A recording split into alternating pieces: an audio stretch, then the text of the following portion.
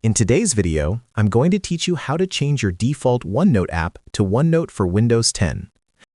This is especially helpful if you have multiple versions of OneNote installed on your computer and want to make sure that all your notes and notebooks always open in the Windows 10 version automatically. To get started, open your OneNote application and load one of your notebooks. Allow it a few moments to fully sync and display all your content. This step is important because it ensures that the app is properly recognized by your system before you begin adjusting any settings. Once your notebook is fully loaded, you can move on to your system settings. Press the Windows key on your keyboard, type Default Apps, and then press Enter. This will take you to the section of your system where you can control which applications are used by default for different file types and tasks.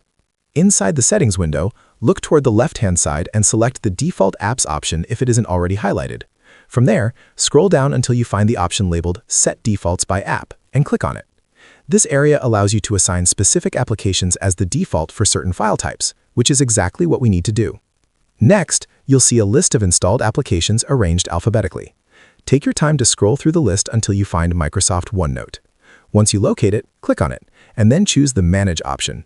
This will open a detailed view showing all the file types currently associated with OneNote. On this screen, you'll notice file types listed on one side and their current default applications on the other. For each file type related to OneNote, click the plus icon or the current default app, and then select OneNote for Windows 10 from the list if it is available to you version. As you can see, there is not available to my version. This settings depends to the version of your Windows. Be sure to go through each file type carefully so that all OneNote-related files are assigned correctly.